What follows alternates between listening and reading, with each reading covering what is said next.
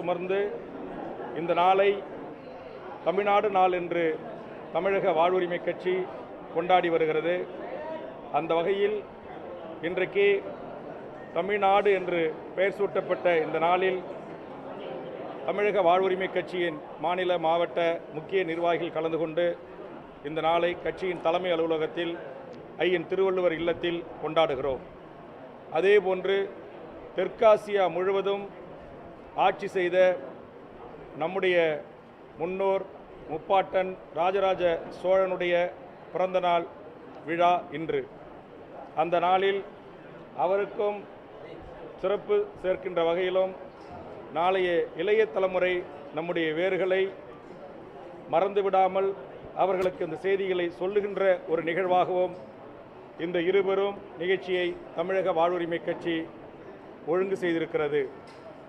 ஆக அந்த வகையில் கட்சியினுடைய தலைமை அலுவலகத்தில் இந்த இருவரும் விழாவை தமிழக வாழ்வுரிமை கட்சி கொண்டாடி வருகிறது. இந்த மண்ணில் மொழிவழி சிறுபான்மையினரும் பிற மொழிவழி தேசிய இனங்களை சார்ந்தவர்களும் மிகவும் ஆரோக்கியத்துடனும் நலமுடனும் நிம்மதியுடனும் இங்கு பணி செய்து தங்கள் வாழ்க்கை மேம்பாட்டுக்கு இந்த மண்ணிலிருந்து சம்பாதித்து பீகார் போன்ற குஜராத், மத்திய பிரதேஷ், ராஜஸ்தான் போன்ற மாநிலங்களில் இருக்கும் தங்களுடைய குடும்பங்களுக்கு மிக மகிழ்ச்சிகரமாக பணத்தை அனுப்பி வைத்து கொண்டாட்ட காலங்களில் சென்று கொண்டாடிவிட்டு திரும்பவும் எங்கள் தமிழர் நிலமான தாயகத்திற்கு வந்து எந்தவித தொந்தரவும் இல்லாமல் பணி செய்து கொண்டிருக்கிற ஒரு சூழலில் அற்ப தேர்தல் அரசியலுக்காக ஓட்டு லாபத்திற்காக அனைத்து இந்திய நாட்டின் மக்களையும் ஒரு தாய் மக்களாக ஒரு குடியரசின் கீழ் வாழ்கின்ற மக்களாக கருதப்பட வேண்டிய நரேந்திர மோடி அவர்கள் தமிழ்நாட்டில் பீகார்கள் துன்புறுத்தப்படுவதாகவும் அவர்கள் அச்சுறுத்தப்படுவதாகவும் பீகார் தேர்தல் முறையில் பேசியிருப்பது மிக வன்மையான கண்டனத்துக்குரியது.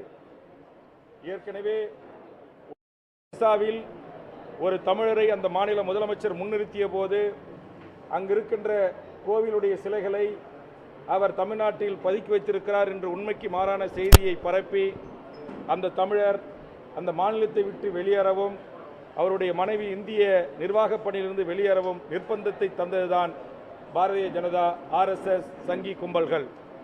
அதன் நீட்சியாக இன்றைக்கு இந்த பீகார் பரப்புரையில் தமிழ்நாட்டின் மீது ஒரு மிகப்பெரிய அபாண்டத்தை சுமத்தியிருக்கிறார். பல்வேறு பத்திரிகைகள், சமூக ஊடகங்கள் இந்த மண்ணில் வாழ்கின்ற வடமாநில தொழிலாளர்களிடம் பேட்டி எடுத்து அவர்கள் எப்படி நிம்மதியாக வாழ்கிறார்கள், சம்பளம் எப்படி 3 மடங்கு அதிகமாக நாங்கள் பெறுகிறோம், இங்கு எங்களுக்கு எந்த குறையும் இல்லை என்று அவர்கள் இன்றைக்கு அறிக்கைகளூடாக ஊடக பேட்டியின் வாயிலாக தெரிவித்திருக்கிறார்கள். ஆக யாதும் ஊரே யாவரும் கேளீர் என்று சொன்ன எங்கள் தமிழர் மண் மாண்புக்குரியது. இந்த மாண்பை சிதைக்கின்ற முயற்சியில் ஒன்றிய தலைமை அமைச்சர் நரேந்திர மோடி ஈடுபட்டிருப்பது வன்மையான கண்டனத்துக்குரியது மட்டுமல்ல, நரேந்திர மோடி அவர்கள் உடனடியாக தமிழர்களிடம் தமிழ்நாட்டு அரசிடமும் பகிரங்கமாக மன்னிப்பு கேட்க வேண்டும். தேர்தல் அரசியலுக்காக அவர் பேசிய அந்த வார்த்தை திரும்ப பெறப்பட வேண்டும்.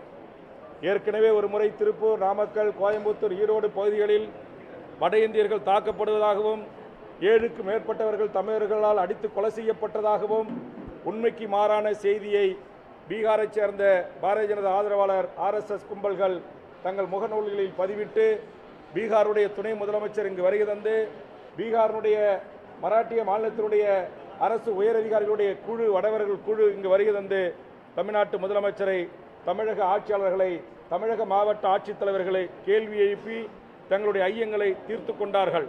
அதுபோன்று எந்த ஒரு சிறு அசம்பாதம் கூட தமிழர் நிலத்தில் நடைபெறவில்லை.